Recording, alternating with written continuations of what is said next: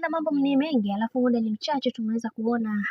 mtoto wa Zuchu leo hii ameweza kutimiza wiki mbili. Tumeweza kuona Zuchu aliweza kufurahi sana kwa hiki ambacho kilichoweza kutokea, na wengi wao waliweza kumpongeza na kumwambia kwamba kiukweli kuna mambo mengi ambayo yameweza kutokea na kila mtu anatamani sana kuweza kuona bibi Zuchu akiwa na amani na furaha katika maisha yake. Najua kuna maswali mengi watu wamekuwa wakijiuliza juu ya hiki ambacho kinachoendelea sasa hivi, lakini ukweli ni kwamba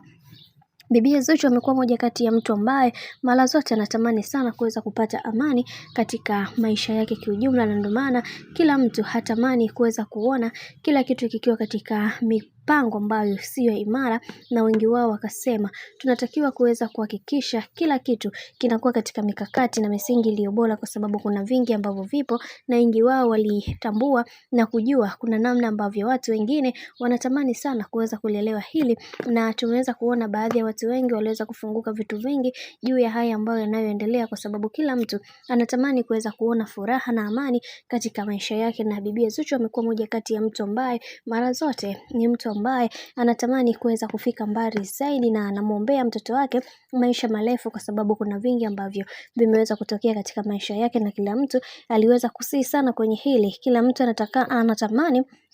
kuweza kumfanya bibi Zuchu asiweze kurudiana na bwana mkubwa Diamond Platnumz, lakini kila siku mambo ambavyo yanavyozidi kwenda ndivyo vitu ambavyo yanavyozidi kuharibika zaidi, na tumeweza kuona ndugu jamaa na marafiki waliweza kufunguka vitu vingi juu ya haya ambayo yanayoendelea kwa wakati huu, na wengi wao wakasema wacha tuone mwisho wa haya yote itakuwaje, maana tunajua bibi Zuchu ni mtu mwenye maamuzi mazuri na mara zote anatamani kuweza kuona maisha yake yakiwa katika misingi na mikakati iliyo bora zaidi. Bwana, mambo ni mengi alafu muda ni mchache. Wacha nikusii usisahau kusubscribe, kulike, kushare pamoja na kucomment. Sina la ziada. Wacha nikutakie siku njema na kazi njema.